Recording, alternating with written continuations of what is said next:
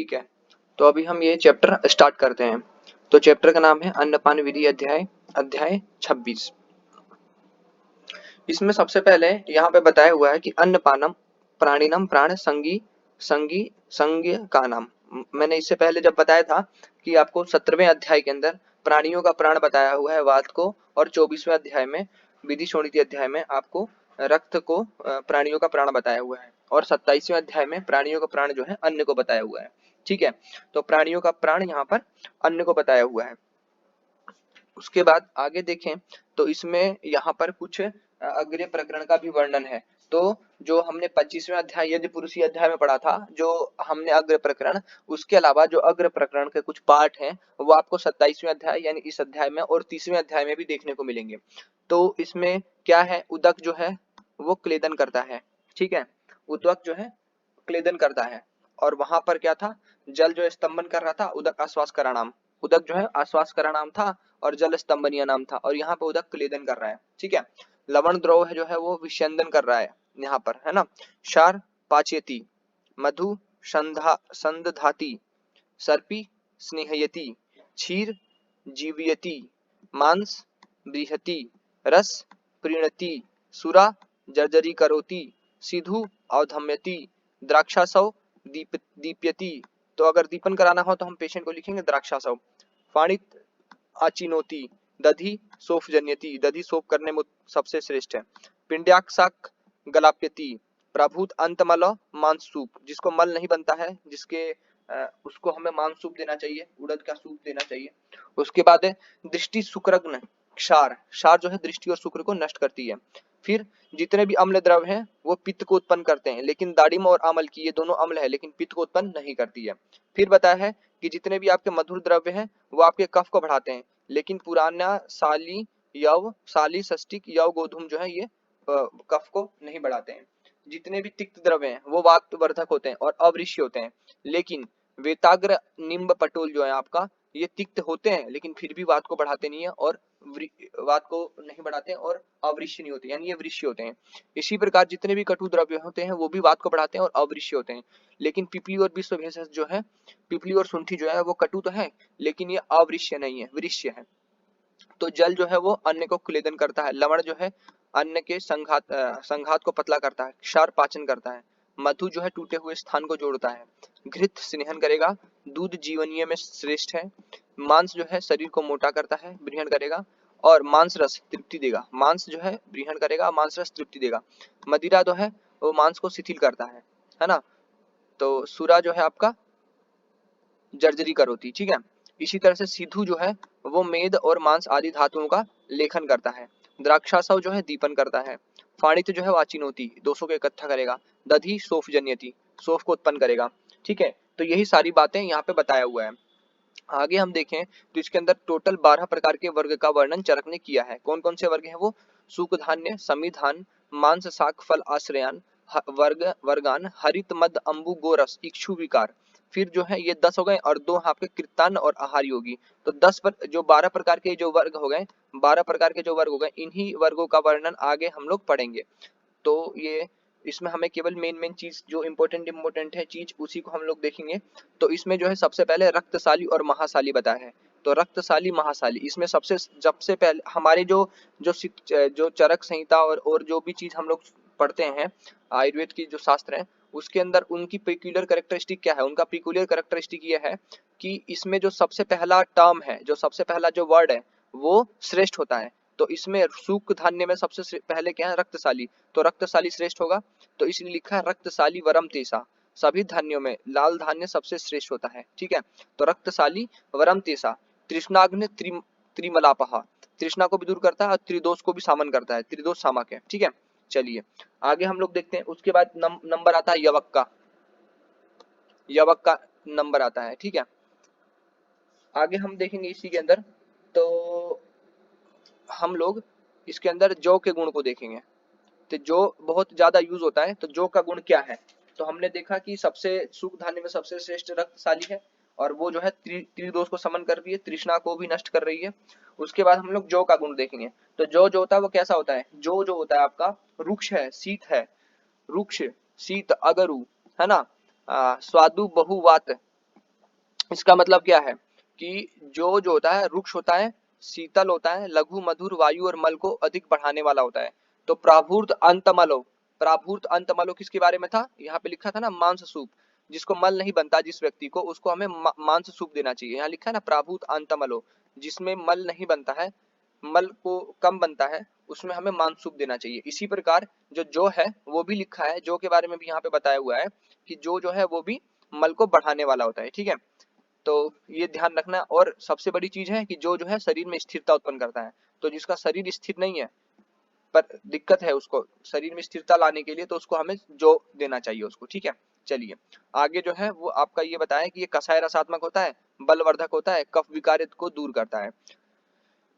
तो जो व्यक्ति हमने देखा हो कि जो व्यक्ति स्थूल होता है वो गेहूं के आटे में जौ का आटा मिला लेता है, ताकि कफ ज्यादा उसके अंदर या मेद है वो थोड़ा कम हो जाए। ठीक है, आगे देखते हैं। उसके बाद आपको गेहूं के बारे में बताया है। तो गेहूं के बारे में बताया कि संधानकृत वाथरो गोधूम स्वादु शीतला। संधानकृत, ये टूटे हुए संस्थान को जोड़ने के लिए, वात को समन करने के लिए, गोधूम कहते हैं इसको गेहूं को, और स्वादु और शीतल होता है, मधुर और शीतल होता है। ठीक है, तो यहाँ पे बताया इसके जो करेक्टरिस्टिक है उसके बारे में बताए। जीवनो जीवनो ब्रीहणीय वृष्य स्निग्ध स्थैर्य कर गुरु, माने जीवनीय है, ब्रीहण है, वृष्य है, स्निग्ध है और स्थिरता लेके आता है। तो स्थिरता जो आपका क्या था, स्थिरता आपका जो भी लेके आ रहा था, और स्थिरता आपका गेहूं भी लेके आ रहा है। ये हमको विशेष रूप में ध्यान रखना है। तो जीवनीय ब्रीहण वृष्य स्निग्ध स्थिर कर गुरु, ये अगर आया तो ये गेहूं के लिए आया है। इसी प्रकार से जीवनीय ब्रीहण वृष्य, जीवनीय ब्रीहण वृष्य ये जो है कॉमन है। जीवनीय ब्रीहण वृष्य ना बहुत जगह कॉमन मिलेगा आपको। तो जीवनीय ब्रीहण वृष्य स्निग्ध स्थिर कर, ये तो आपका गेहूं हो गया। और जीवनीय ब्रीहण वृष्य, इसके साथ अगर स्तन्य श्लेष्म कर आ गया तो वो आपका किसके लिए होगा, स्तन्य श्लेष्म कर, वो आपका हो गया मूरल मत्स्य के लिए, मूरल मछली के लिए। सुश्रुत ने बोला है जीवनीय ब्रीहण वृष स्तन्य श्लेष्म करा। फिर उसके बाद इसी चीज में आगे जीवनीय ब्रीहण वृष कंठ शस्त्र रसायनम, कंठ शस्त्र रसायन जो आएगा वो विदारी गंधा के लिए आएगा, विदारी गंध के लिए आएगा। आगे बताएंगे इसी चैप्टर में ही है। ठीक है, तो हमने देखा गेहूं के गुण देखे, जौ के गुण देखे। गेहूं जो होता है स्थिर होता है, गो भी स्थिर, जो भी स्थिर होता है, और जो है आपका बहुत सारा मल को उत्पन्न करता है। ठीक है, और प्राभूत अंतमला जो है वो मांस सूप था। ठीक है, चलिए आगे बढ़ते हैं। तो जीवनीय ब्रीहण वृष स्निग्ध श्लेष्म करा, स्निग्ध स्थिर करा गुरु, ये हो गया गेहूं। और जीवनी ब्रीहण वृष स्तन श्लेष्म करा, ये मूरल मत्स्य सुश्रुत ने बोला है। और जीवनी ब्रीहण वृष कंठ शस्त्र रसायन, वो आपकी विदारी गंधा होगी। चलिए आगे देखते हैं दाल के बारे में। जो आपका सिम्बी सिम्बी वर्ग है, ठीक है, इसमें सारी के सारी जो है हमारी दालें आती हैं, पल्सिस आती हैं। तो उड़द के बारे में सबसे पहले बताया है। तो उड़द क्या है, वृष्य है, वृष्य है। ठीक है, वृष्य मतलब उत्तम, ये उड़द जो है उत्तम शुक्रवर्धक है। तो जितना हमने बाजीकरण में देखा है उसमें केवल उड़द का ही तो दाल यूज हुआ है। तो वृष्य है, परम वाथर है, यहाँ पे वाथर नहीं परम वाथर, वात को तो नष्ट करेगा ही, वात के तो सब नष्ट करते हैं, लेकिन ये इसके बारे में बोला है परम वाथर, है ना।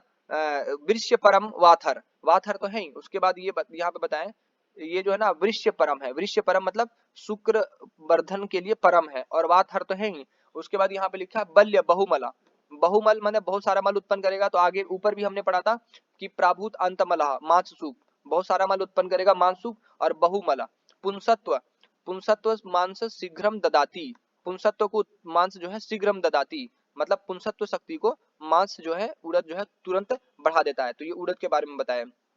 उसके बाद है राजमांस, जिसको हम लोग राजमा कहते हैं। तो राजमा जो है उसके बारे में क्या बोला है कि कफ सर होता है, ये रुचि सर होता है, रुचि पैदा करने वाला, तो खाने में इंटरेस्ट आता ही है लोगों को राजमा खा के। फिर कफ शुक्र अम्ल पित्तनूत, कफ शुक्र अम्ल पित्तनूत का क्या मतलब है कि कफ को और शुक्र को दोनों को नष्ट करेगा, कफ और शुक्र को नष्ट करेगा, और अम्ल पित्त रोग का नाशक होता है। तो कफ को भी और शुक्र को भी नष्ट करेगा, अम्ल पित्त एसिडिटी को भी नष्ट करेगा। ये कफ शुक्र अम्ल पित्त, अम्ल पित्त को तो नष्ट करेगा, लेकिन इसके मतलब ये बढ़िया है कि एसिडिटी में दे सकते हैं राजमांस, लेकिन ये शुक्र को भी नष्ट करेगा और कफ को भी नष्ट करेगा। तो ये चीज हमें ध्यान रखना है। आगे जो है कुल्थी के बारे में बोला है, कुलत्थी के बारे में ये बताया हुआ आपका। कुल्थी के बारे में सुश्रुत ने बोला है, सुश्रुत ने कुल्थी जो है आपका उसके बारे में देखा जाए तो कुल्थी का मेनली यहाँ पे हम लोग जैसे यूज करते हैं वो असमरी में यूज करते हैं। कुल्थी का दाल का यूज करते हैं असमरी के अंदर। तो कुल्थी के बारे में क्या बोला है, कुल्थी के बारे में बोला कास कुलत्थ ग्राही होता है, कास हिक्का श्वास अर्थ सामितम, कास हिक्का श्वास और अर्थ में हितकारी है। कास में, हिक्का में, श्वास में और अर्थ में हितकारी और ग्राही है। लेकिन हम लोग जो है देते हैं इसको किसमें, हम लोग देते हैं इसको असमरी में, प्रैक्टिकली हम लोग इसको असमरी में देते हैं, लेकिन इसको हम लोग कास हिक्का श्वास और अर्थ सामितम, जो कास हिक्का और श्वास के रोगी और अर्थ के रोगी है उनको कुलत्थ का दाल देना चाहिए। उसके बाद है मुकुष्ट, मुकुष्ट के बारे में बोला है मुकुष्ट प्रशस्यन्ते रक्त पित्त ज्वरादिशी, मुकुष्ट जो है जिसको मोठ कहते हैं उसका प्रयोग करना चाहिए रक्तपित्त और ज्वर के अंदर। लेकिन सुश्रुत ने मुकुष्ट को बोला है कृमिकर। सुश्रुत ने क्या बोला मुकुष्ट को कृमिकर, और चरक ने क्या बोला मुकुष्ट को मुकुष्ट प्रशंसन्ते रक्तपित्त ज्वरादिषु। रक्तपित्त और ज्वर में मुकुष्ट लाभकारी है, लेकिन सुश्रुत बोले कृमिकर। आगे इसके बाद फिर आगे बताया कि मसूर जो है वो संग्राही होता है। मसूर की जो दाल होती है वो संग्राही होती है। तो किसी को लूज मोशन वगैरह हो रहा है तो मसूर का दाल खिलाना चाहिए। और कलाई जो होता है वो वातलपरम होता है। मतलब कलाई मतलब मटर। मटर जो होता है आपका क्या होता है, वो मटर की दाल जो होती है वातवर्धक होती है। तो मटर की दाल जो होती है वो वातवर्धक होती है, और जो मसूर होती है वो संग्राही होती है। ठीक है, आगे बढ़ते हैं। आगे जो आपका ये बताया हुआ है सिम्बी के बारे में। सिम्बी जो है उसके बारे में बोला है। सिम्बी जो होता है, सिम्बी रुक्ष होती है, कषाय होती है, कोष्ठ में वात का प्रकोपित करती है।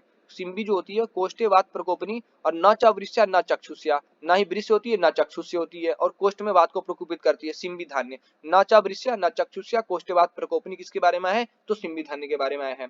उसके बाद हम लोग देखेंगे तो अड़हकी आड़की। आड़की जो है बहुत मोस्टली नॉर्थ इंडिया में बहुत सारे लोग जो यूपी बिहार वाले लोग होते हैं मोस्टली अरहर का दाल यूज करते हैं। वो कफ पित्त अग्नि है, कफ पित्त को नष्ट करती है। ठीक है, और वात को बढ़ाती है। कफ पित्त को नष्ट करेगी और वात को बढ़ाएगी। ये कौन है, आड़की यानी अरहर का दाल है। ठीक है, चलिए अवलगुज। अवलगुज क्या होता है, अवलगुज जो होता है आपका बाकुची होता है। तो अवलगुज जो होता है जिसका प्रयोग हम लोग किस में करते हैं, अवलगुज का प्रयोग हम लोग करते हैं सिवित्र में। तो अवलगुज क्या होती है, कफवात नाशक होती है। ये कफवात नाशक होती है, और आड़की जो होती है वो क्या होती है आपकी वो कफ पित्त नाशक है, और अवलगुज जो है कफवात नाशक है। ठीक है, चलिए आगे देखते हैं।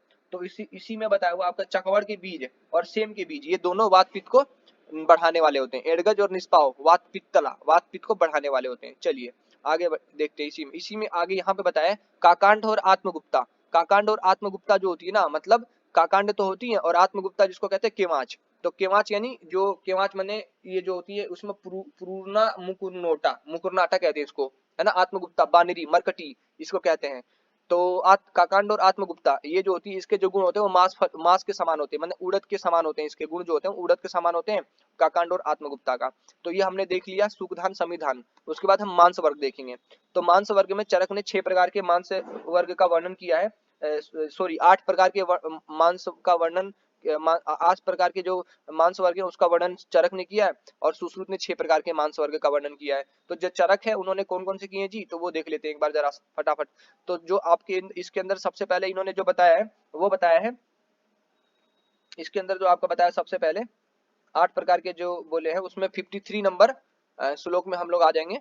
तो इसमें जो है डिस्क्रिप्शन दिया हुआ है सारा, इसमें सबके एग्जाम्पल दिए हुए हैं ये अभी तक कि कौन कौन से जानवर क्या क्या हैं। तो सबसे पहले डेफिनेशन क्या है, 8 वर्ग जो बताए इसमें जो है प्रसह है।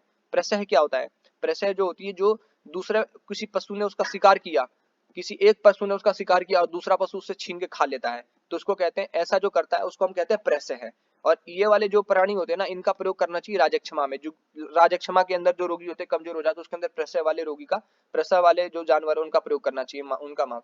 भूसय नाम ही सजेस्ट करता है, भूसय मतलब जो जमीन में रहते हैं, जो जमीन के अंदर।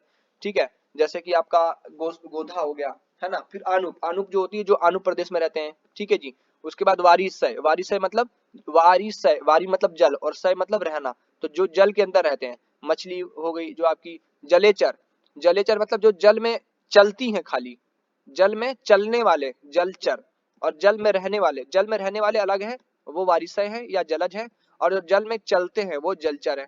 ठीक है, चलिए जांगल, जो जांगल प्रदेश में रहते हैं वो जांगल है। उसके बाद बिसिकर, बिसिकर क्या होते हैं, बिसिकर वो होते हैं जो अपने चोंच या पैर से कुरेद कुरेद कर आहार द्रव्य को खोज कर खाते हैं। बिसिकर, बिसिकर पक्षियों में सबसे श्रेष्ठ कौन था, तो कुक्कुट था, है ना जी। और आपका सबसे मैंने बताया था ये चीज, तो मैंने जो 25वां अध्याय पढ़ाया था तो उसमें हितकर और अहितकर, तो हितकर कौन था बिसिकर पक्षी में, तो कुक्कुट था, और अहितकर कौन था, तो चटक था। ठीक है, पक्षियों में श्रेष्ठ कौन था, पक्षियों में लावक मांस जो था वो सही था, और काड़ कपोत का जो मांस था वो अहितकर था पक्षियों में। ठीक है, उसके बाद हम देखेंगे प्रतुद। प्रतुद जो होती है क्या होती है, प्रतुद वो होती है जो अपनी चोंच से बार बार आघात करके खाना खाती हैं, बार बार चोंच से या पैर से आघात करती हैं उसके बाद खाना खाएंगी अपना, उनको प्रतुद कहेंगे। और जो चोंच या पैर से कुरेद कुरेद के खाएंगी वो बिसिकर हो गई। उसके बाद जो है इनके सबके गुण बताए हुए हैं। तो प्रसह वाले जो होते हैं ना, प्रसह वाले के बारे में बता ही दिया मैंने कि इनका प्रयोग जो है जीर्ण जीर्ण अर्श में, ग्रहणी दोष और शोष में इसका प्रयोग करते हैं। मतलब जो राजक्षमा वाली कंडीशन है, दुर्बलता आ जाती है, उसमें प्रयोग करते हैं। और जो व्यक्ति व्यायाम नित्य करते हैं और जिनकी अग्नि दीप्त है, उन्हीं को खाना चाहिए। क्यों? क्योंकि ये उन्हीं के लिए लाभकारी है। चलिए आगे देखते हैं। आगे जो है यहाँ पे सीधा हम देखते हैं यहाँ पे लावा और विसिकर वर्ग के बारे में। तो लावा और जो विसिकर होता है, लावा आदि विसिकर प्रतुद और जांगल मृग का मांस गुण में लघु, वीर्य में शीत होता है, रस में मधुर और कसाय रसात्मक होता है। तो इसमें ऐसा कुछ है नहीं विशेष रूप से हमको जो ध्यान रखना है। उसके बाद हम इसी में देखेंगे बकरी का, बकरी के मांस का गुण जो है गोट फ्लैश। गोट फ्लैश के बारे में बताया, नाति शीत गुरु स्निग्धम, ना ज्यादा शीत होता है ना, नाति शीत गुरु स्निग्ध, ना ही गुरु होता है ज्यादा, ना ही स्निग्ध होता है, ना ही शीत, ना ही गुरु, ना ही स्निग्ध ज्यादा। और मांस आज अदोषलम, और इसका जो मांस होता है वो दोष को उत्पन्न करने वाला नहीं होता है। शरीर धातु साम्य, शरीर के धातु के लिए सामान्य होता है। और अनाभिषंदी, अनाभिषंदी मतलब ज्यादा क्लेद उत्पन्न नहीं करता और ग्रहण भी करता है। तो इसके गुण बताएं बकरी के मांस का, है ना। तो नाति शीत गुरु स्निग्ध मांस आज अदोषलम, शरीर धातु सामान्याद अनाभिषंदी ब्रीहणम। तो ना ही ज्यादा शीत है, ना ही ज्यादा गुरु है, ना ही ज्यादा स्निग्ध है, और कोई भी दोष उत्पन्न नहीं करता, शरीर के धातुओं के लिए सामान्य है, मतलब बढ़िया है, और अभी अनाभिसंधी है, ज्यादा क्लेद उत्पन्न नहीं करता। तो ये हमने देख लिया बकरी के बारे में। आगे हम लोग देखेंगे मयूर के बारे में। तो मयूर जो होता है ना, ये क्वेश्चन जो है ये आया हुआ है, दर्शन स्रोत मेघा अग्नि वय वर्ण स्वर आयुषाम, ये जो क्वेश्चन ये आया हुआ है, ठीक है, एक दो बार क्वेश्चन ये आया हुआ है। तो दर्शन के लिए, आंखों के लिए ये आपका हितकारी है, ठीक है। आपकी जो मयूर मांस है उसमें लिखा है कि नेत्र के लिए, कान के लिए, धारणा शक्ति के लिए, जठर आग्नि के लिए, वय वर्ण स्वर और आयु के लिए अधिक हितकारी होता है, ठीक है। और बलवर्धक, वातसामक, मांस और शुक्र को बढ़ाने वाला होता है। तो ऊर्ध्व जत्रुगत इंद्रिय जितनी है, जैसे नेक, नाक हो गई, कान हो गई, धारणा शक्ति हो गई, इन सबको बढ़ाने के लिए आपका मयूर मांस बड़ी अच्छा होता है, ठीक है। चलिए उसके बाद हम देखेंगे बल्य परम वाथरा स्वेदन चरण आयुधा। बल्य है और परम वाथर स्वेदन उत्पन्न करता है कौन? चरण आयुधा। तो चरण आयुधा क्या होता है? रेतो मार्ग रुजापहा, सुख है ना, रेतो मार्ग रुजापहा क्या था? शुक्र है ना। अगर रेतो मार्ग में रुजापहा हो रही है तो उसके लिए क्या दे रहे थे हम लोग? यवागु में पढ़ा था ना हमने, उसमें भी तो मुर्गे का ही हम लोग दे रहे थे, है ना। तो ये जो है स्वेदन चरण आयुधा है। और जो शुक्र वेग अवरोध जन्य विकार, उसमें क्या था? सालीपयो निरोष सस्तम वातानुलोमना, उस नहीं सालुपयो उसमें था आपका, हाँ क्या चीज, हाँ हाँ मदिरा चरणायुधा। तो उसमें मदिरा चरणायुधा था, ठीक है। तो चरणायुधा इसमें भी है, और चरणायुधा रेतो मार्ग रुजापह में भी है, और चरणायुधा जो है शुक्र मार्गगत, जो शुक्र वेग अवरोध हो रहा था उसमें भी है। तो शुक्र मार्ग अवरोध में और आपका जो आपका रेतो मार्ग रुजापह, दोनों के अंदर मुर्गे मतलब मेनली जो है चरणायुधा का यूज करना है, ठीक है। चलिए परम बल्य है, परम बाथर है, स्वेदन चरणायुधा ये है। उसके बाद हम देखेंगे इसी के अंदर, तो आगे हम देखते हैं। तो इसमें 75 नंबर श्लोक में हम लोग आ जाएंगे जल्दी से। 75 नंबर श्लोक में लिखा है चटक जो होता है, चटक का जो मांस होता है मधुर होता है, स्निग्ध होता है, बल शुक्र विवर्धन होता है। मधुर स्निग्ध और बल शुक्र विवर्धन, मधुर शुक्र, मधुर स्निग्ध और बल और शुक्र का वर्धन करता है। सन्निपात प्रशमना समना मारुतस्य च, सन्निपात को नष्ट करता है, और विशेष रूप से ये वृद्धवात को शांत करने वाला होता है। सन्निपात प्रशमना समना मारुतस्य च, ठीक है। ये चटक मांस के बारे में बताया हुआ है। तो विशिकर जो मांस है उसमें श्रेष्ठ क्या है? उसमें जो आपका कुक्कुट है, और अहितकर क्या है? चटक है, ठीक है। ये बात हम लोगों को ध्यान रखना विशेष रूप से। आगे हम लोग देखेंगे इसी के अंदर, चटक मांस हमने देख लिया। उसके बाद हम आगे देखेंगे 75 नंबर श्लोक से आगे हम बढ़ेंगे इसके अंदर, तो हमको 77 नंबर श्लोक में देखेंगे। इसमें लिखा है हमारा एंड के बारे में बताएं। एंड मांस जो होता है ना, मृग के बारे में। तो एंड जो होता है आपका जो है वो मृग मांस में श्रेष्ठ है। मृग मांस में एंड जो है वो श्रेष्ठ है। और हीन क्या है? गव्य, है ना। तो ये हमको ध्यान रखना। अनूप मांस में क्या श्रेष्ठ है? तो आपका वराह। और उधर की तरफ क्या था? उधर की तरफ आपका भैंस, ठीक है, माहिस।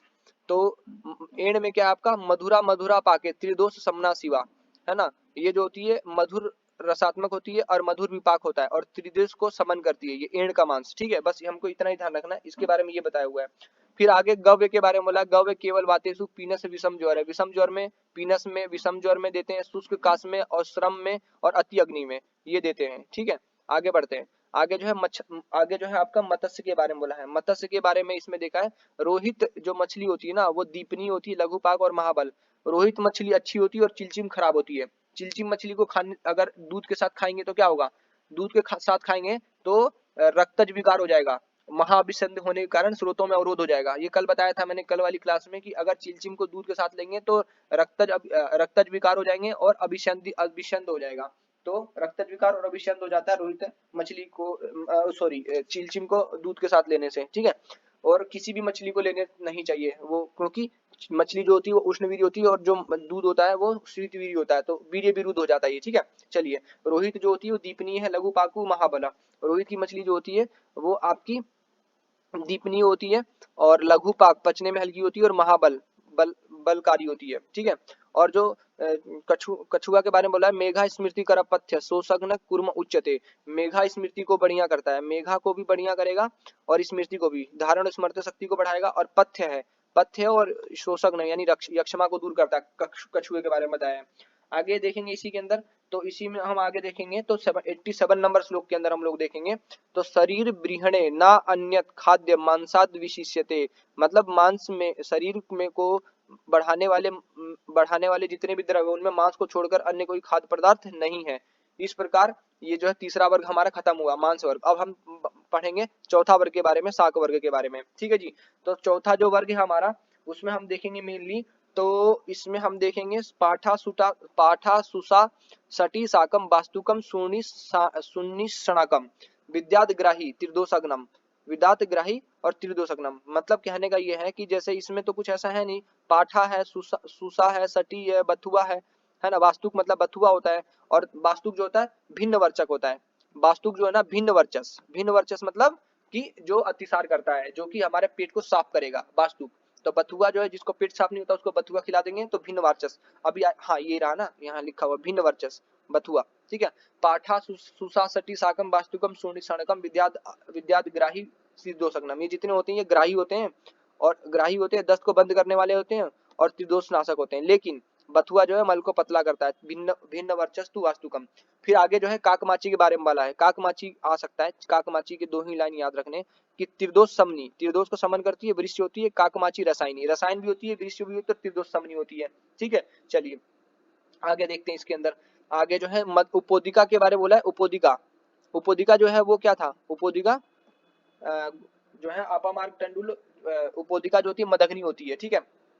अपामार्ग टंडुली अध्याय में भी उपोदिका का वर्णन आया है, उपोदिका मद्य विनाशिनी, ऐसे आया ना पंकज, जवाबू में वाले प्रकरण में, अपामार्ग वाले उसमें, है ना। अपामार्ग क्षीर गोधा रसे, वो किसके लिए आया है, अपामार्ग क्षीर गोधा रसे, क्षुधानाश के लिए, बहुत बढ़िया, वेरी गुड। और क्षुधानाश के लिए अपामार्ग क्षीर गोधा रसे। और आपका जो ताम्रचूड़ रस किसके लिए आया है, ताम्रचूड़ रस, हाँ ताम्रचूड़ रस रेतो मार्ग रुजापहा। और जो वृक्ष है वो कौन सी, समास विदला विश्व घृत क्षीरोपसादिता। इसमें भी बोला ना कि पुंसत्व शीघ्रम ददाति चा, पुंसत्व शीघ्रम ददाति 27वां अध्याय में बोला ना मांस के बारे में। अब प्रभूत अंतमला मांस सूप जो प्रभूत अंतमला है, ठीक है। उपोदिका का प्रयोग करेंगे दधि के साथ, किस लिए, मद विनाशन के लिए। और यहाँ पे भी लिखा है कि मदग्नि उपोदिका, तो सारी चीजें ना आपस में इंटरमिंगल्ड है, ठीक है। चलिए आगे देखते हैं। इसके बाद हम देखेंगे इसके अंदर जो आपकी तंडुलियक है, तंडुलियक के बारे में बोला है कि रुक्षी, जो तंडुलियक जो होती है रुक्ष मध्य विसग्न प्रशस्तो रक्त पित्तिनम। इसमें जो तंडुलियक जो साग होता है ना, तंडुलियक साग के बारे में हम लोग देखेंगे तो तंडुलियक का जो साग होता है ना वो होती है जो, वैसे तो इसमें चौराई लिखी हुई है लेकिन हमें तंडुलियक के बारे में भी ऐसा मिलता है कि मद विसग्न होता है। तंडुलियक जो होता है वो भी मद और विष रोग, विष उसको नष्ट करता है, मद और विष को। और इसी तरीके से जो चौलाई का साग होता है ना वो भी रुक्ष होता है, मद और सभी प्रकार के स्थावर और जांगम विष को दूर करने वाला होता है, ठीक है। और रक्त पित्त में लाभकारी होता है। जो चौलाई का जो साग होता है आपका वो हमारा होता है मद और विष के लिए तो है ही, और मद और विष के लिए प्रशस्त है, लेकिन रक्त पित्त को भी नाश करता है। और इसी तरीके से जो तंडुलियक होता है ना, तंडुलियक वो भी मद और विष को नष्ट करता है। चलिए आगे देखते हैं इसी के अंदर। इसके अंदर ही हम देखेंगे 105 नंबर श्लोक में, 105 नंबर श्लोक में लिखा है सणस्य कोविदारस्य कर्बुदारस्य सालमले पुष्पम ग्राही प्रशस्तम च रक्त पित्तम विशेषता, ठीक है। तो जितने भी आपके ये वाले जैसे सन है, कोबीदार है, करबूदार है और सेमल का फूल है, ये सारे के सारे जो है मल को बांधने वाले होते हैं और ये लिखा है ना यहाँ पे ग्राही होते हैं ये सब, और रक्त पित्त में प्रशस्त हैं। ये जितने भी हमारे कोबीदार है, करबूदार और शाल्मली के जो फूल है, इन सब के जो फूल हैं वो ये सब हमारे लाभकारी हैं। उसके बाद जितने भी न्योग्रोध है, उदुम्बर, अश्वत्थ, प्लक्ष है, पद्म आदि पल्लव हैं, इनके जितने पत्ते हैं, ये जिनके इतने जितने पत्ते हैं वो सारे क्या है, वो आपके कसाय हैं, स्तंभन करते हैं, शीत है और पित्त अतिसार में लाभकारी हैं। ठीक है, तो न्योग्रोध, उदुम्बर, पीपल, पकड़ी और कमल आदि की पत्तियां जो होती हैं रस में कसाय होती हैं, स्तंभन करती है, वीर्य में शीतल होती हैं, पित्त जन अतिसार को दूर करने वाली होती हैं। चलिए आगे देखते हैं। आगे जो है आपका खीरे के बारे में बोला है, त्रपुस के बारे में बोला है कि मुख प्रियम च रुक्षम च मूत्रम त्रपुसम प्रत्वति, मतलब जो त्रपुस जो खीरा होता है वो मुख के लिए लाभकारी होता है, जिसको अपना फेस अच्छा चाहिए उसको खीरा खाना चाहिए। मुख प्रियम च रुक्षम च मूत्रलम त्रपुसम, मूत्रल मतलब यूरिन के आउटपुट को भी बढ़ाता है, मतलब डायूरेटिक भी है त्रपुस जो है खीरा। उसके बाद हम आगे देखेंगे 115 नंबर श्लोक में, तो यहाँ लिखा उत्पलानी कसायानी रक्तपित्त हरानी च, उत्पलानी कसायानी रक्तपित्त हरानी च, इसका मतलब क्या हुआ, इसका मतलब यह है कि उत्पल नील कमल की पत्ती का जो साग होता है वो कसाय रक्त पित्त नाशक होता है। जो नील कमल होती है ना उसकी पत्ती का जो साग होता है, नील कमल की पत्ती का साग उत्पल, वो जो होती है कसाय और रक्त पित्त नाशक होता है। तो कसाय रक्त पित्त नाशक और क्या था जो हमने पढ़ा था अभी, वो हमने देखा था कि जितने सेमल के, कोबीदार, करबूदार के फूल है वो ग्राही तो है ही लेकिन रक्त पित्त नाशक भी है। ठीक है, उत्पल। उसके बाद हम लोग देखेंगे, आगे देखेंगे तो इसी के अंदर 119-20 नंबर श्लोक देखेंगे हम लोग, तो इसमें लिखा है जीवनीय ब्रीहणे वृष से कंठ सस्ता रसायन है। मैंने बताया था जीवनीय ब्रीहणे वृष से, ये जो है जीवनीय ब्रीहणे वृष से स्थैर्य कर, ये जो था हमारा उसमें था स्निग्ध स्थैर्य कर गेहूं के अंदर, और जीवनीय ब्रीहणे वृष से कंठ सस्ता रसायन किसके बारे में बोला, बिदारी कंद के बारे में, बिदारी कंद के साग के बारे में, जीवनीय ब्रीहणे वृष से कंठ सस्ता रसायन। उसके बाद हम आगे देखेंगे इसी के अंदर, तो जो सरसों के साग के बारे में बोला आपका त्रिदोषग्नम बद्ध वीणमूत्रम सरसपम साकम उच्यते, जो सरसों का साग होता है वो त्रिदोष को नष्ट करता है, और बद्ध वीणमूत्र, बद्ध वीणमूत्र मतलब मल मूत्र को मतलब निकलने नहीं देगा, त्रिदोष को भी उत्पन्न करेगा, और बद्ध वीणमूत्र सरसपम साकम उच्यते, सागों में श्रेष्ठ क्या है, जीवंती, और सब सागों में खराब क्या है, अहितकर क्या है, हितकर क्या है, जीवंती साग साका नाम, और अहितकर कौन है साकों में, तो सरसप साग। ठीक है पंकज, इसी तरह से हमने देखा था 25वें अध्याय के अंदर। उसके बाद हम आगे देखेंगे, तो हम देखेंगे 127 नंबर श्लोक में फल वर्ग में, 127 नंबर श्लोक में हम लोग देखेंगे, तो यहाँ पे लिखा है कि क्षय अभिघाते दाहे च वात पित्ते च तद हितम, कौन, खजूर के बारे में बोला है। छुहाड़ा जिसको हम लोग कहते हैं वो क्षय में लाभकारी है, अभिघात में लाभकारी है, अगर चोट लग गई है, क्षय हो गया है तो, और अंतःदाह अगर दाह ज्यादा हो रही है तो, और वात पित्त जन विकार में हितकारी है खजूर। ठीक है जी, आगे बढ़ेंगे। पारावत, पारावत जो है उसका 134 नंबर श्लोक में देखेंगे। पारावत जो होता है हम किसको कहेंगे, पारावत कहते हैं हम लोग अमरूद को। पारावत जो होता है दो तरीके का होता है, मधुर होता है और अम्ल होता है।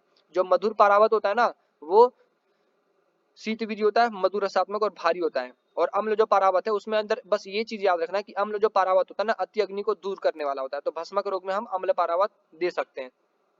चलिए आगे बढ़ते हैं, तो आगे हम लोग देखेंगे जो इसके बारे में लिखा आपका कपित्थ के बारे में। कपित्थ जो आम कपित्थ होता है कंठग्नम, कंठ को नष्ट कर, कंठ के लिए स्वर भेद नाशक है, स्वर भेद कारक है, स्वर भेद में स्वर भेद उत्पन्न करता है आम कपित्थ, और विष नाशक तो है ही, और मल को रोकने वाला भी है, ग्राही भी है। ठीक है, तो मल को रोकने वाला है, विष नाशक है और स्वर भेद कारक है।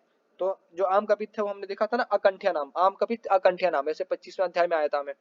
फिर उसके बाद क्या है, उसके बाद फिर पके हुए बिल के बारे में है, बताए यहाँ पे बिल्वम तु दुर्जरम पक्वम दोसलम पूति मारुतम, बिल्वम तु दुर्जरम पक्वम दोसलम पूति मारुतम स्निग्ध उष्ण तीक्ष्णम तत्बालम दीपनम कफवाजित वातजित। इसका मतलब क्या हुआ कि जो पका हुआ बिल है वो पचने में कठिन है, दोषों को बढ़ाने वाला है, दुर्गंध के साथ अपान वायु को निकालने वाला है। तो पूरी पूति मारुत, पूति मारुत का क्या मतलब है, दोसलम पूति मारुतम, पूति मारुत मतलब अपान वायु जो है वो दुर्गंधित निकलेगी। ठीक है, कच्चा बेल क्या होता है, कच्चा बेल जो होता है स्निग्ध होता है, हमें फल बेल में हमें कच्चा ही लेना चाहिए, ऐसा निर्देश तो मिलता ही हमें। तो कच्चा बेल जो होता है स्निग्ध होता है, उष्ण होता है वीर्य में, है ना, तीक्ष्ण होता है, अग्नि दीपक और कफवात को जीतने वाला होता है। तो हमें बेल अगर किस अवस्था में लेनी चाहिए, पका हुआ बेल कभी यूज नहीं करना चाहिए, हमें कच्चा बेल यूज करने का निर्देश मिलता है। ठीक है, चलिए आगे देखते हैं। कच्चा आम का फल, जो कच्चा आम का फल जो होता है रक्तपित्त को बढ़ाने वाला होता है। तो कच्चा आम का फल जो है वो क्या होता है, खट्टा होता है, तो आम रक्तपित्त को बढ़ाएगा। और जो तरुण आम होता है और ज्यादा खट्टा होता है, वो जो होता है आपका पित्तवर्धक होता है ना। और जब पका हुआ आम है वो क्या करेगा, वो बात को दूर करेगा, मीठा होता है तो मांस शुक्र और बल का वर्धन करेगा। ठीक है जी, तो पका हुआ आम जो होता है, पक्र आम जयेद वायु मांस शुक्र बल प्रदम, मांस शुक्र को बल देगा और वात को भी नष्ट करेगा। जो कौन? पका हुआ आम। उसके बाद है पका हुआ जामुन। जामुन के बारे में बोला है कि जामुन जो होता है वात करम परम, वात बहुत ज्यादा बढ़ाता है ये जामुन, ठीक है। तो बस्ती जो होता है वात हराणाम, रासना वात हराणाम, एरंडमूल वृक्ष वात हराणाम, और वात करम परम इज पक्को जामुन, ठीक है। चलिए आगे देखते हैं इसी के अंदर। तो इसी में हम देखते हैं आगे, तो 147 नंबर श्लोक में, 147 नंबर श्लोक में हम लोग देखेंगे। तो यहाँ पे तिंदुक के फल के बारे में बोला है।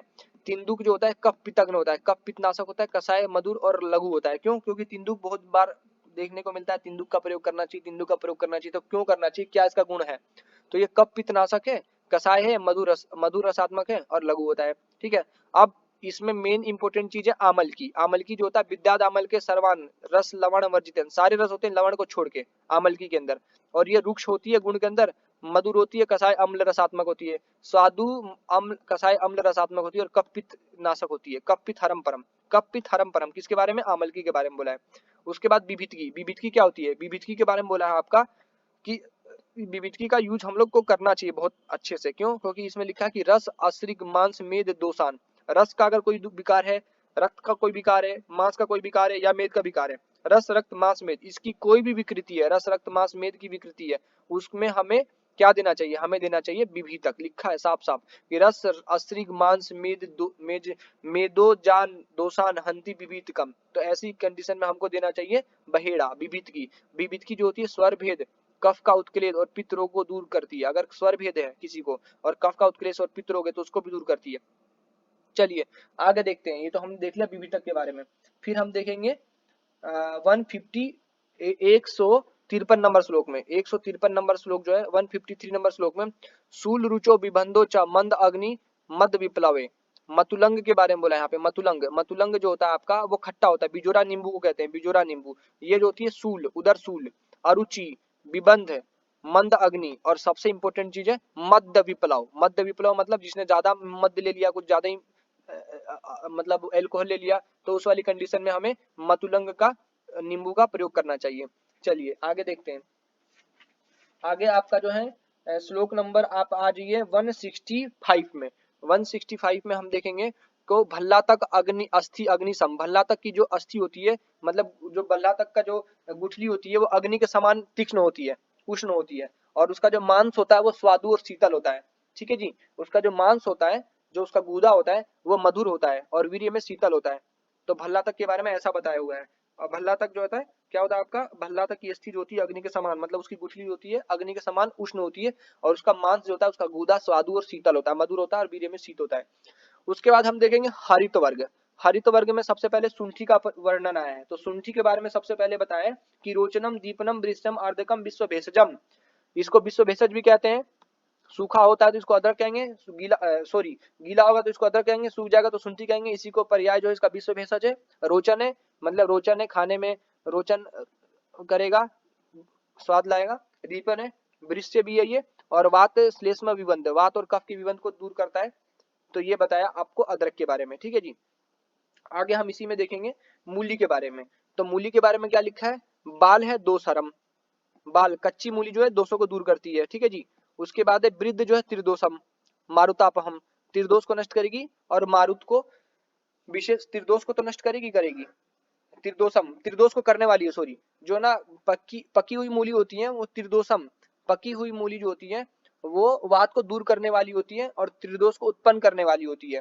और जो कच्ची मूली होती है वो दोषर होती है। तो वृद्ध मूली जो है त्रिदोषम मारुतापम, त्रिदोष को उत्पन्न करने वाली होती है, और मारुतापहम वायु को समन करने वाली होती है। इसलिए पकी हुई मूली नहीं लेनी चाहिए, कच्ची मूली लेनी चाहिए।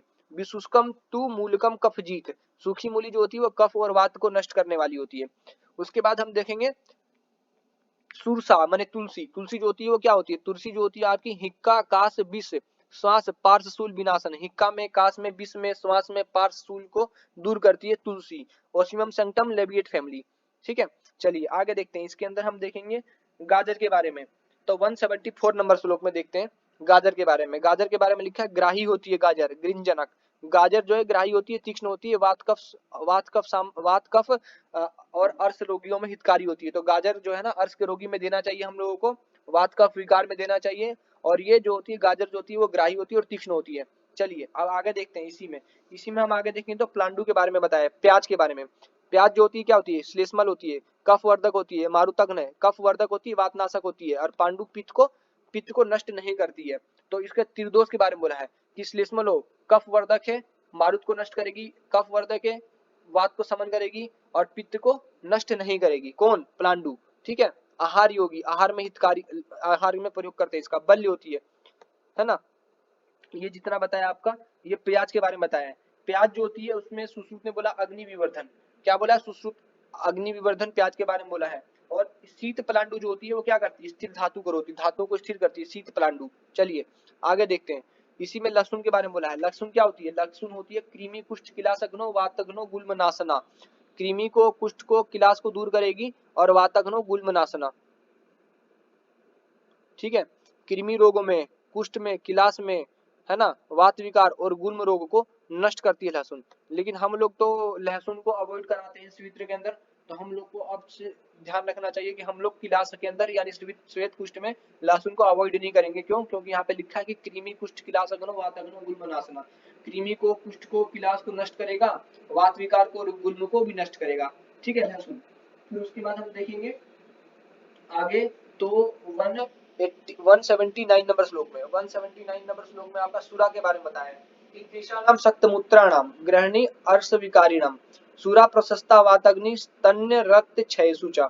इसका मीनिंग क्या है, इसका मीनिंग है कि जो सूरा जो होती है वो कमजोर दुर्बल व्यक्ति के लिए जिनका मूत्र रुक गया है, कमजोर दुर्बल व्यक्ति के लिए जिनका मूत्र रुक गया, और जो व्यक्ति गृहिणी और अर्श रोग से पीड़ित है, जो कमजोर व्यक्ति हैं, जिनका मूत्र रुक गया, जो व्यक्ति गृहिणी और अर्श रोग से पीड़ित है, उनके लिए जो सूरा होती है वो लाभकारी होती है, और ये वातनाशक है, और ये रक्त और स्तन्य क्षय में देते हैं, रक्त और स्तन्य क्षय में इसका प्रयोग करते हैं। जब स्तन्य क्षय हो जाता है तो सूरा का प्रयोग करा सकते हैं। स्तन्य क्षय में रक्त और स्तन्य क्षय में इसका प्रयोग करा सकते हैं, सूरा का प्रयोग।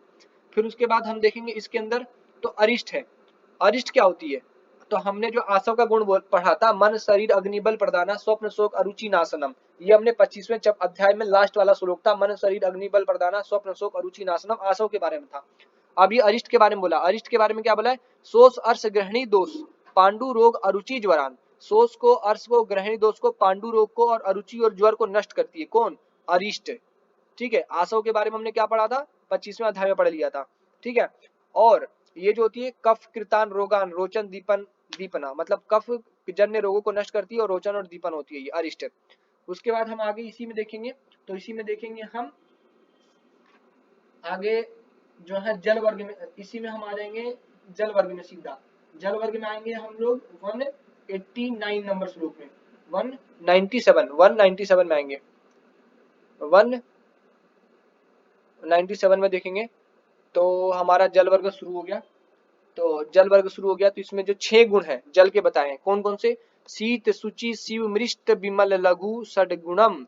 शीत ठंडा, शुचि शुद्ध, शिव कल्याणकारी, मृष्ट सुखकर, विमल लघु, ये 6 गुण होने चाहिए किसके अंदर, आकाशीय जल के अंदर। ठीक है, अब आकाशीय जल के बारे में ये बताया है कि कौन सी मिट्टी पे गिरेगा ये जल तो कैसा होगा। तो जब सबसे पहले हम देखेंगे कि मधुर रस, जब काली मिट्टी पे गिरेगा यही आकाशीय जल काली मिट्टी पे तो होगा मधुर रस। अम्ल के बारे में ऐसा कोई डिस्क्रिप्शन नहीं मिला, तो काली के बारे में मधुर। उसके बाद है ऊसर, अगर मिट्टी पे गिरेगा ऊसर मिट्टी पे तो हमारा लवण होगा। तो काली पे मधुर, ऊसर पे हमारा लवण, लवण रसात्मक होगा। फिर पर्वत, पर्वत पे जब गिरेगा ये, है ना, पर्वत पे जब गिरेगा तो कटु रसात्मक होगा। ठीक है, तो काली मिट्टी पे गिरेगा तो मधुर होगा, ऊसर मिट्टी पे गिरेगा तो लवण होगा, पर्वत पे गिरेगा तो कटु रसात्मक होगा। फिर उसके बाद अगर पांडु मिट्टी पे गिरता है, पांडु वर्ण की मिट्टी पे गिरेगा ये, अगर अंतरिक्ष का जल, तो कैसा होगा, ये तिक्त रसात्मक होगा। कैसा होगा, ये तिक्त रसात्मक होगा। फिर उसके बाद अगर श्वेत मिट्टी पे गिरेगा, सफेद मिट्टी पे गिरेगा ये, श्वेत मिट्टी पे, तो कैसा होगा, ये कसाय रसात्मक होगा। ठीक है, और उसके बाद अगर ये कपिल मिट्टी पे गिरेगा, कपिल मिट्टी पे, ठीक है, तो इसका कैसा रंग होगा, इसका होगा ये कैसा, इसका रस होगा क्षार रस होगा कपिल मिट्टी पे। तो कपिल मिट्टी पे क्षार होगा। ठीक है, कपिल पे क्षार होगा। अम्ल के बारे में कोई डिस्क्रिप्शन नहीं है। तो काली मिट्टी पे मधुर हो गया। ठीक है, काली मिट्टी पे मधुर हो गया, है ना, ऊसर मिट्टी पे लवण रसात्मक हो गई, पर्वत पे गिरेगा तो कटु होगा। पांडु वर्ण की मिट्टी पे गिरेगा तो कैसा होगा? पांडु वर्ण की मिट्टी पे गिरेगा तो तिक्त होगा। सफेद रंग की मिट्टी पे गिरेगा तो कैसा होगा? कसाय रसात्मक। कपिल वर्ण की मिट्टी पे गिरेगा तो कैसा होगा? वो होगा आपका क्षारीय। तो आपके 6 गुण बताए हैं और 6 प्रकार की मिट्टी बताइए कि ऐसी ऐसी मिट्टी पे गिरेगी तो ऐसा ऐसा रस होगा, और 6 ही वो होती है। 3 प्रकार के जल चरक ने बोले, इंद्र, कार और हिम। ये जो 3 प्रकार के जो जल है वो आपके अव्यक्त रस वाले होते हैं। इंद्र जल आकाश से गिरने वाला, कार मतलब ओले का जल, और बर्फ का जो जल होता है अव्यक्त रस वाले होते हैं। ठीक है, बाकी ऐसी किस किस मिट्टी पे गिरेंगे तो कैसा कैसा रस होगा इसके बारे में हमने देख लिया। उसके बाद जो है 202 नंबर श्लोक में आएंगे। 202 नंबर श्लोक में लिखा है कि आरुक्षम अनभिसंधि सर्व पानीयम उत्तमम। ये जितने भी आपके जल होते हैं वो सारे के सारे जो होते हैं सभी प्रकार के जल, कुछ कसाय रसात्मक, मधुर, सूक्ष्म, विशद, हल्के होते हैं, और ये जल जो है जल रुक्ष और कफकारक नहीं होते, ना ही रुक्ष होते हैं ज्यादा और ना ही कफकारक होते हैं। ठीक है, चलिए अब आगे हम लोग देखेंगे। तो इसमें लिखा है कि कौन से ऋतु के अनुसार कैसा जल का गुण होता है, तो इसके बारे में ज्यादा डिटेल में हम लोग बाद में देखेंगे। तो अभी फिलहाल हम लोग ये पढ़ लेते हैं कि कौन से ऋतु में कैसा गुण युक्त जल होता है। ठीक है, तो इसका जब रिवीजन करेंगे तो हम डिटेल में इसके बारे में पढ़ेंगे कि कैसा गुण होता है कौन सी ऋतु के अंदर। फिर आगे 208 नंबर श्लोक में बोला है, आगे 208 नंबर श्लोक में बोला है कि राजा को या राजा के समान धनाढ्य व्यक्ति है या सर्व गुण संपन्न पुरुषों को और सुकुमार पुरुषों को शरद ऋतु के जल को एकत्र करके प्रयोग में लाना चाहिए। तो जो शरद ऋतु का जल है उसका प्रयोग राजा या राजा के समान अन्य कोई धनाढ्य व्यक्ति उसको उसका प्रयोग करना चाहिए। फिर उसके बाद नदियों के जल के गुण बताए। यहाँ पे नदियों के जल के गुण बताए कि जो हिमालय से निकलने वाली जो नदी होती है वो पथ्य होती है, पथ्य, उनका जो जल होता है वो पथ्य होता है। ठीक है, आगे बढ़ते हैं। आगे यहाँ पे बताया कि मलय पर्वत से जो निकलने वाली जो वो होती है जल होती है वो अमृत के समान होती है। तो पश्चिम से हिमालय से निकलेगी वो पथ्य होगी, और मलय से जो निकलेगी वो अमृत के समान होगी। पश्चिम से जो निकलेगी वो भी पथ्य होगी। तो हिमालय से निकलने वाली और पश्चिम से निकलने वाली दोनों नदियों का जल कैसा हो गया? पथ्य हो गया। मलय पर्वत से निकलने वाली नदियों का जल कैसा हुआ? अमृत के समान हो गई। ठीक है, चलिए उसके बाद आगे पारियात्र, बिंध्य और सह। पारियात्र से विंध्य प्रदेश से और सह्य प्रदेश से निकलने वाली जो नदियों का जो जल होता है वो शिरोरोग, हृदय रोग, कुष्ठ और श्लीपत को उत्पन्न करता है। शिरोरोग, हृदय रोग, कुष्ठ और श्लीपत को उत्पन्न करता है। पारियात्र, बिंध्य और सह से शिरोरोग, हृदय रोग, कुष्ठ और श्लीपत रोग को उत्पन्न करेगा। पारियात्र में, बिंध्य, सह में जो से निकलने वाली नदियां उनका पानी जो है शिरोरोग, हृदय रोग, कुष्ठ और श्लीपत को उत्पन्न करेगा। ठीक है, चलिए आगे जो है आपका ये देख लिया हम लोगों ने। उसके बाद जो ये बताया कि जो बरसात की जो नदी होती है, वर्षा जल वहा नदा सर्वदोष समीरणा। वर्षा का जो पानी होती है, बरसात में नदी का जो जल पानी बरसात में नदी का जल पानी अगर हम पिएंगे तो दोषों को प्रकोपित करने वाला होता है। वर्षा जल वहा नदा सर्व दोष समीरणा। चलिए आगे जो है फिर आपका बताया हुआ है गोरस वर्ग में आ जाएंगे। तो गोरस वर्ग 217 नंबर श्लोक में देखेंगे। गाय का जो दूध होता है उसका गुण क्या होता है? स्वादु, शीत, मृदु, स्निग्ध, बहल, सुलक्षण, पिच्छलम, गुरु, मंद, प्रसन्नम च गव्यम 10 गुणम पय। ये सारे के सारे जो 10 गुण होते हैं सेम के सेम यही गुण जो होते हैं ओज के अंदर होते हैं, और इसके विपरीत गुण जो होते हैं वो क्या होते हैं? इसके विपरीत गुण जो होते हैं विष के अंदर होते हैं। इसीलिए बताया प्रवर जीवनीय नाम। दूध के बारे में बोला प्रवर जीवनीय नाम, क्षीरम उत्तम रसायनम। प्रवर जीवनीय नाम, और क्षीर जो है उत्तम है रसायन, उत्तम रसायन है क्षीर, दूध। ठीक है, अब आगे हम देखेंगे सारे जो मतलब सारे जो जिसका जिसका दूध का गुण बताया है। तो महिष का जो दूध होता है वो गुरु होता है। ठीक है, महिष जो होता है, महिष क्षीर जो है वो गुरु होता है। ठीक है, उसके बाद ऊँटनी के दूध के बारे में बताया है। उष्ण के दूध के बारे में बोला है वात कफ अनाह कृमि सोफ अर्श उदर। वात कफ अनाह कृमि सोफ उदर अर्श रोग में हितकारी है ऊँटनी का दुग्ध। फिर एक सफ जो पय होता है ना, एक सफ जो पय होता है वो शाखागत वाथर है। शाखागत वाथर है एक सफ। एक खुर वाले जो पशु हैं जैसे घोड़ी है उनका जो दुग्ध होता है वो शाखागत वाथर है। ये क्वेश्चन बहुत बार रिपीट हुआ है। ठीक है, उसके बाद है बकरी के दूध का गुण जो है, बकरी के दूध का गुण बताए रक्त पित्त में, अतिसार में और क्षय काश ज्वरापहम। ये बकरी के दूध का गुण होता है। ठीक है, भेड़ी के दूध के बारे में क्या बोला है? हिक्का श्वास कर। ये जो हिक्का और श्वास को उत्पन्न करने वाला, तो भेड़ी का दूध तो लेना ही नहीं चाहिए। क्यों? क्योंकि इससे हिक्का और श्वास उत्पन्न हो जाएगा, इसलिए लेना ही नहीं चाहिए इसका तो। ठीक है, हस्ती का जो मिल्क है वो क्या है? बल्य है, गुरु स्थिरीकर, स्थिरीकरण करता है। बल्य है, गुरु है, स्थिरीकरण, शरीर में स्थिरता लेके आता है हाथी का दूध। फिर जो स्त्री के, हाँ ये जो है बहुत ज्यादा इंपॉर्टेंट है, स्त्री के दूध का गुण पूछा जाता है। जीवन ब्रीहणे सातवें स्नेहनम मानुषम भया नावनम रक्त पित्तम च तर्पणम चाक्षी शूलिनम। ये 3 चीज इंपॉर्टेंट है। नावन नस्य में दे सकते हैं इसको, रक्त पित्त में और अक्षी के सूल में तर्पण करने के लिए इसका यूज कर सकते हैं। स्त्री पाए, ठीक है। चलिए आगे देखते हैं। तो आगे जो है आपका बताया दही के गुण। दही का जो गुण बताया है, पाके अम्ल उष्ण वात अग्नम मंगल्यम बृहणम दही। पाक अम्ल उष्णम वात अग्नम मंगल्यम बृहणम दही। इसका मतलब क्या हुआ? इसका मतलब यह है कि इसका विपाक जो होता है वो खट्टा होता है और वीर्य में उष्ण होता है। तो पाक में अम्ल है और वीर्य में उष्ण है और वात को नष्ट करता है, मंगल कारक है और बृहण करता है दही। ठीक है जी। चलिए आगे जो इसमें बताए कि त्रिदोषम मंदकम जातम वातग्नम दही शुक्रला, है ना, सरा श्लेष्म अनिला अनिलग्नस्तु मंडा स्रोत विशोधना। इसका मतलब क्या है? इसका मतलब ये है कि जो आपका दही है ना, दही के बारे में ये बताया है कि दही एक तो जो आपका मंधक जो दही है वो वात और कफ को कुपित करता है। मंधक दही जो है आपका वात और कफ को कुपित करता है। और जात जो सही से जमा हुआ दही है वो वात नाशक है। मंदक दही वात पित्त और कफ तीनों को कुपित करेगा। और जो आपका जात जो सही प्रकार जमा हुआ दही है वो वात नाशक होता है। और दही का मलाई शुक्रवर्धक है। दही का जल माने मंड जो होता है वो कफ और वात नाशक है और स्रोतों को शोधन करने वाला होता है। ठीक है। चलिए उसके बाद है मट्ठे का गुण यानी तक्र का गुण जो होता है वह सोप अर्श ग्रहणी दोष। सोप अर्श और ग्रहणी दोष में मूत्र ग्रह उदर अरुचि इन सब में देते हैं। ठीक है। घृत का गुण है, घृत के बारे में बोला सर्व स्नेह उत्तम, सभी स्नेहों में सबसे उत्तम है। और बताया था कि दीप्त ओज स्मृति मेघा घृति कीर्ति क्षमा दीप्त ओज स्मृति मेघा, ऐसे बताया था ना। दीप्त ओज स्मृति चक्षु कामा छता छीणा वृद्ध बाल तथा अबला, 13वें अध्याय में स्नेह अध्याय में चक्षु कामा छता छीणा वृद्ध बाल तथा अबला ऐसे बताया था। और दीप्त ओज स्मृति मेघा घृति कीर्ति क्षमा दया। ठीक है। तो स्मृति को, बुद्धि को, अग्नि को, ये शुक्र को, ओज को, कफ और मेद को, ये जो होता है हमारा बढ़ाने वाला होता है घृत। और सभी स्नेह में उत्तम होता है, सर्व स्नेह उत्तम। चलिए उसके बाद है आपका पुराने घी के बारे में क्या बोला? पुराने घी के बारे में बोला मद अपस्मार मूर्छा, है ना, मद है, अपस्मार है, मूर्छा है, यक्षमा है आपका, है ना, यक्षमा है, फिर उन्माद है, गर विष है और ज्वर है। इन सब में योनि सूल में, कर्ण सूल में, है ना, और फिर आपका सिरा सूल के अंदर जो आपके जितने भी हैं वो सब चीजों को ये पुराना घृत ये नष्ट करता है। चलिए बकरी, भेड़ और भैंस आदि के घृत उनके दूध के गुण के समान ही गुण वाले होते हैं। आगे देखते हैं इसी के अंदर। तो इसके अंदर हम देखेंगे, आगे बढ़ते हैं तो हम देखेंगे सीधा 242 नंबर श्लोक में। 242 नंबर श्लोक में हम लोग देखेंगे तो तृष्णा अश्रिक पित्त दाहेसु प्रशस्त सर्व शर्करा। तृष्णा में, अश्रिक यानी रक्त पित्त में और दाह में, इन सब में शर्करा जो है वो श्रेष्ठ होती है। इनमें शर्करा का प्रयोग करना चाहिए। ठीक है। सामान्य सभी प्रकार के चीनी तृष्णा, रक्त पित्त में और दाह में प्रशस्त है। जितनी प्रकार की आपकी शर्करा है उन सब में तृष्णा, अश्रिक, रक्त मतलब तृष्णा में, रक्त पित्त में, दाह में शर्करा का प्रयोग हमें करना चाहिए। 4 प्रकार के मधु बताइए। माक्षिक है, भ्रामर है, छोद्र और पोतिक है। तो माक्षिक जो होती है वो श्रेष्ठ होती है और भ्रामर जो होती है वो गुरु होती है। माक्षिक तेल वर्णम, ये वाला श्लोक लाइन जो है बड़ी इंपॉर्टेंट है।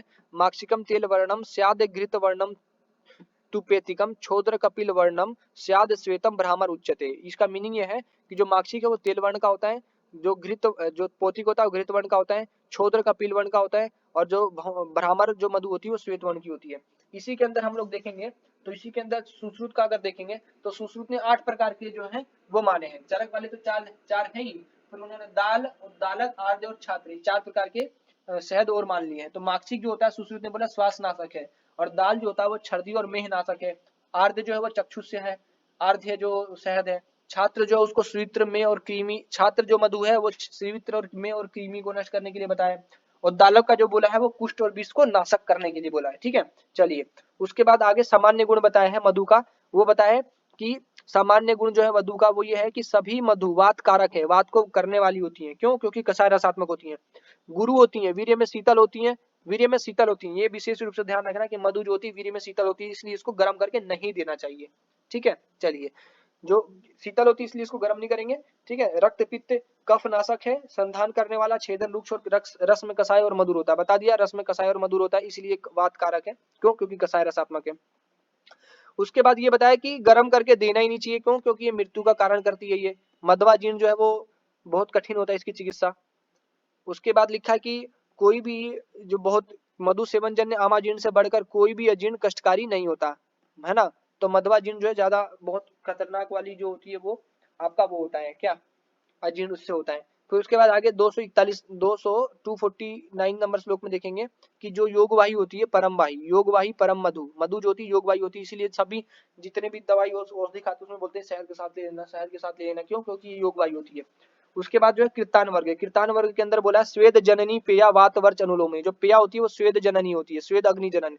पेया जो होती है संसर्जन क्रम के बाद देते हैं ना, पेया विलेपिया कृतम कृष्ण विश्व प्रसम तृतीय के चक्र में सेवित विशुद्धिकाय प्रधान मध्य अवर शुद्धि शुद्धि, सिद्धि स्थान में बोला है ना पहले अध्याय के अंदर कि ये जो आपका जो स्वेद अग्नि जननवरी पेया वात अर्जुन अनुलोमनी, संसर्जन क्रम में संसर्जन क्रम के अंदर पेया देते तो वो स्वेद को उत्पन्न करेगी, अग्नि को भी बढ़ाएगी और वात वर्च अनुलोमनी। ठीक है, चलिए आगे देखते हैं। इसी के अंदर जो बिलेपी होती है वो क्या होती है? बिलेपी होती है तर्पण करती है, ग्राही होती है, लघु और हृदय के लिए हितकारी होती है बिलेपी।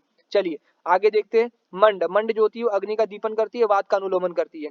और एक चीज ध्यान रखना कि मंड जो होता है प्राण धारण करती है, दीपनत्वम लघुत्वाच मंड स्याद प्राण धारक, जो होती है दीपन करती है और लघु होती है, और मंड जो होती है लोगो प्राण धारण करती है। चलिए आगे देखते हैं। लाजपेया, लाजमंड जो है बहुत ज्यादा बार बार यूज होता है चिकित्सा में। लाजमंड क्या है? लाजमंड क्या है तो उसको देख लेते जरा। तृष्णा अतिसार समनो धातु साम्य करा शिवा, तृष्णा को अतिसार को समन करेगी, धातु साम्य कर, शिव लाभकारी है। और जो होती है अग्नि जनन वर होती है, दाह मूर्छा निवारण। ये सब जो है इसके गुण बताएं लाजमंड के बारे में। चलिए आगे जो है हम लोग देखेंगे तो इसके अंदर हम लोग आगे बढ़ते हैं। तो इसके अंदर हम लोग सीधा आ जाएंगे अब आहार उपयोगी, आहार योगी वर्ग में। तो 286 में 286 में आ जाएंगे, 286 नंबर श्लोक में आ जाएंगे सीधा। तो 286 नंबर श्लोक में हम देखेंगे तो आहार जो है आहार योगी वर्ग है, आहार योगी वर्ग है इसमें। हाँ इसमें जो है आहार योगी वर्ग के अंदर बोला है कि सभी प्रकार के तेल जो होते हैं, आहार उपयोगी वर्ग में सबसे पहले तेल के बारे में बोला है। सभी प्रकार के जो तेल होते हैं वो कसाय अनुरस होते हैं और मधुर होता है, कसाय अनुरस होते हैं, मधुर होते हैं और सूक्ष्म उष्ण और व्यवायु गुण युक्त होते हैं। ठीक है, और पित्त को बढ़ाने वाले होते हैं और बीण मूत्र को बद्ध बांधने वाले होते हैं। ठीक है, और कफ का वर्धन नहीं करते हैं। ये तेल के सामान्य गुण है। यहाँ बताया ना कि सभी प्रकार के जो तेल होते हैं कसाय अनुरस होते हैं, स्वादु होते हैं, सूक्ष्म उष्ण व्यवायु होते हैं और ये जो पित्तवर्धक होते हैं और वात को पित्तवर्धक होते हैं और वात का समन तो करती हैं, का समन करने में सबसे श्रेष्ठ है। वातग्नेषु उत्तमम, उत्तम होता है वात का समन करने में, पित्त को बढ़ाते हैं और श्लेष्मा का अभिवर्धन नहीं करते हैं। ठीक है, चलिए त्वच है, बल्य है, मेघा अभिवर्धनम, मेघा अग्नि का वर्धन करते हैं, त्वच है, बल्य है। और जो है तेल संयोग संस्कारा सर रोग पराहत रोगापहम मतम, मतलब अगर इसको संयोग से संस्कार करेंगे तो सभी रोगों को भी नष्ट कर सकता है ये। और ये एक इंपॉर्टेंट है कि यहाँ पे बोला है कि तेल के प्रयोग से, यहाँ लिखा है कि तेलाद प्रयोगाद अजरा निर्विकारा जिताश्रमा आसन्ना अति बला सख्य संज्ञ देत्याधिपत्या सुपुरा। इसका मतलब ये कि जो राक्षसों के जो राजा थे उन्होंने तेल का बहुत ज्यादा प्रयोग किया था, इसलिए वो बलवान हो गए थे, इसलिए वो वृद्धावस्था को रोग को नष्ट किया था उन्होंने तेल का प्रयोग करके। फिर यही बताएं कि एरंड तेल जो होता है क्या होता है? एरंड तेल जो होता है मधुर है, गुरु है, श्लेष्म का अभिवर्धन करता है ना। कटुष्ण तेलम एरंडम वात श्लेष्म हरम गुरु, ऐसा शनि अध्याय में इसका वर्णन मिलता है। किसका? एरंड तेल के बारे में। कटुष्ण तेलम एरंडम वात श्लेष्म हरम गुरु। ठीक है जी, चलिए आगे देखते हैं कुसुम तेल के बारे, ये सरसों के तेल के बारे में बताया। सरसों तेल के बारे में क्या बोला है? कटुष्ण, कटुष्ण होता है सरसों तेल। तो कटुष्ण जो होता है, कटुष्ण तेलम एरंडम वात श्लेष्म हरम गुरु, तो शनि अध्याय में जो एरंड तेल उसके बारे में बोला कटुष्ण, और सरसों तेल के बारे में ये 27वें अध्याय में बोला कटुष्ण। ठीक है, और ये जो सरसों तेल है रक्त पित्त का प्रदूषण करता है, रक्त को और पित्त को दूषित करता है, कफ और शुक्र और अनिल को हर, कफ को शुक्र को और वात को नष्ट करता है, और कंडू कोट विनाशना, कंडू और कोट को नष्ट करता है सरसों तेल। ठीक है, ये ध्यान रखना हमें। फिर जो आपका यहाँ पे आ जाएगा आपका कुसुम तेल। कुसुम तेल जो है ना सभी तेलों में जो हमारा क्या तेल जो है सबसे अधम तेल कौन सा है? तो कुसुम तेल जो है सबसे अधम होता है। ठीक है, तो हमने ध्यान रखा होगा तिल तेल श्रेष्ठ है और जो है कुसुम तेल वो अश्रेष्ठ है। तो कुसुम तेल जो है वो क्या होता है? सर्वदोष प्रकोपणम, इसीलिए अश्रेष्ठ है, अहितकारी है, सर्वदोष प्रकोपणम। ठीक है जी, चलिए आगे बढ़ते हैं। तो आगे जो हम लोग देखेंगे मरीच के बारे में देखेंगे। मरीच के बारे में देखेंगे हम लोग 298 नंबर श्लोक में। 298 श्लोक में देखेंगे तो मरीच जो होती है ना अत्यर्थ, ना ज्यादा उष्ण होती है। मरीच जो होती है वो वृष्य नहीं है, अवृष्य होती है और लघु रुचन करती है। छेदित्वात, छेदन कर्म करती है और शोषण कर्म करती है, दीपन करती है और कफवात को नष्ट करती है। तो मरीच जो होती है ज्यादा उष्ण नहीं होती, और ये वृश्य नहीं होता है। लघु और रोचन रोचन कर्म उत्पन्न करता है, छेदन कर्म करता है, शोषण करता है, दीपन और कफ वात नाशक होता है। हिंग जो होता है वात श्लेष्म में विबंध, वात और श्लेष्म के विबंध को नष्ट करता है। कटुष्ण होता है, दीपन लघु होता है। और हिंगू जो होता है वो सूल प्रशमन होता है। हिंगू जो है सूल प्रशमन महाकषाय में भी आता है, आपने देखा होगा तो अगर आपने। फिर जो आपके सारे नमक वाले आ जाएंगे, तो जो आपका सेंधा नमक होता है क्या होता है, सेंधा नमक लवण उत्तम, लवणों में उत्तम होता है, त्रिदोष को नष्ट करता है और मधुर होता है। और ये चक्षुष से भी है, हितकारी है। सोचर लवण के बारे में बोला, सोचर विबंधम हृदय उद्गार शुद्धि, हृदय उद्गार शोधन करता है सोचर लवण और विबंध को भी नष्ट करता है। फिर उसके बाद विड लवण के बारे में बोला, ऊर्ध च अध वात अनुलोमन करह शिवम विडम, ऊर्ध और अध वायु को अनुलोमन करता है। ठीक है जी। चलिए, जो उसके बाद बोला है काला नमक में, जो काला नमक में गुण गंध नहीं होता, कोई स्मेल नहीं होती, लेकिन इसके जो गुण होते हैं वो सारे के सारे सोंचर नमक की के तरह ही होते हैं। ये जो सोंचर नमक मैंने देखा ना, सोवर्चनम दिबंधम हृदय उद्गार शोध, ये जो काला नमक के बारे में यही बताया। चलिए, उसके बाद देखते हैं यवक क्षार। यवक क्षार जो होता है वो हृदय पांडु ग्रहणी रोग प्लीहा अनाह गल ग्रहान, इसके अंदर देते हैं यवक क्षार को। ये थोड़ा ध्यान रखना है विशेष रूप से कि हृदय रोग में, पांडु रोग में, ग्रहणी रोग में, प्लीहा अनाह और गल ग्रह में यवक क्षार देते हैं। चलिए, उसके बाद बताया कि क्षार जो है सर्व क्षार अग्नि सन्निभा, सभी प्रकार के जो क्षार होते हैं अग्नि के समान उष्ण होते हैं। चलिए आगे देखते हैं। आगे हम देखेंगे तो यहाँ पर ये बताया 300 नंबर श्लोक में कि जितने भी सूख धान्य और समिधान है इनको 1 वर्ष पुराना हो जाएंगे तभी ये श्रेष्ठ माने जाते हैं। 1 वर्ष पुराने सूख धान्य और समिधान ये श्रेष्ठ माने जाते हैं। उसके बाद फिर हम देखेंगे यहाँ पे, फिर यहाँ पे लिखा हुआ है आपका कि मांस रस के बारे में बोला। मांस रस के बारे में प्रीणम सर्वभूतानाम हृदयो मांस रसम परम, मतलब सभी प्राणियों को तृप्त करता है और हृदय के लिए परम हितकारी होता है। ठीक है, ये ध्यान रखना है। किसके बारे में बोला, मांस रस के बारे में। उसके बाद हम लोग देखेंगे आगे, तो आगे देखेंगे 319 नंबर श्लोक में। 319 नंबर श्लोक में लिखा है कि अनुपान कैसा होना चाहिए। अनुपान होना चाहिए यद आहार गुण, आहार गुण पानम विपरीत तदिश्यते, जो आहार गुण जो हमने खाना लिया है उसके विपरीत गुण वाला होना चाहिए, लेकिन धातुओं के विरोधी नहीं होना चाहिए। धातु का विरोधी नहीं होना चाहिए, लेकिन जो हमने खाना खाया उसका विपरीत गुण युक्त होना चाहिए। जैसे कि वात विकार है, तो वात विकार में हमें कैसा वात विकार में स्निग्ध और उष्ण, पित्त विकार में मधुर और शीतल, है ना, और कफ जन्य विकारों में रुक्ष और उष्ण अनुपान लेना चाहिए। धातु क्षय जन्य विकारों में मांस रस का अनुपान श्रेष्ठ माना जाता है। चलिए ठीक है। उसके बाद हम देखेंगे अनुपान के बारे में गुण धर्म बताया। अनुपान के गुण धर्म जो बताया वो आपका बताया कि अनुपानम तर्पेति, तर्पण करता, प्रीणति, ऊर्जति, बृहति, पर्याप्तम अभिनिर्वर्त्यति, भुक्तम अवसाद्यति, अनसंघात भिन्नति, मार्दनम आपद्यति, क्लेद्यति, जर्यति, सुख परिणाम इति। ये जितने भी गुण बताए हुए अनुपान के गुण बताए हुए हैं, तो अनुपान के जो गुण है ना इनमें से एक क्वेश्चन आ जाएगा कि भाई ये किसके लिए बोला है। तर्पेति, प्रियति, ऊर्जति, बृहति, है ना, पर्याप्तम अभिनिर्वर्त्यति, भुक्तम अवसाद्यति, अनसंघात भिन्नति, मार्दनम अपाद्यति, क्लेद्यति, जर्यति, सुख परिणाम इति जो है ये जो आपका बताया अनुपान के बारे में। ठीक है जी। चलिए, उसके बाद जो है भोजन के बाद किस व्यक्ति को जल नहीं देना चाहिए। जो व्यक्ति को जठरू के ऊर्ध्व भाग में रोग हो गया है, जो हिक्का से पीड़ित हो, श्वास से पीड़ित हो, जो काश से पीड़ित हो, इन व्यक्ति को जल भोजन के बाद तुरंत जल नहीं देना चाहिए। चलिए ठीक है। इसके साथ ही हमारा जो अध्याय है वो इसमें ये बताया आपका सीधा कि भाई जो सही प्रकार से भोजन करता है, जो सीधा आप आ जाइए कि ये वाला श्लोक, जो हितकारी आहार विहार करने वाला पुरुष और जितेंद्रीय पुरुष है वो अगर सही से जो बताया है इनका पालन करेगा तो 36,000 रात्रि और या 100 वर्ष तक जिएगा। उसके बाद लिखा प्राण प्राणभिता अन्नम लोक अभिधावती, मतलब प्राणियों का जो प्राण है वो अन्न के अंदर ही है। ठीक है, तो इस प्रकार ये वाला चैप्टर खत्म हुआ। तो अब जो है शाम को क्लास करेंगे। ठीक है, और फिर इस क्लास को हम फिनिश करते हैं यहीं पर।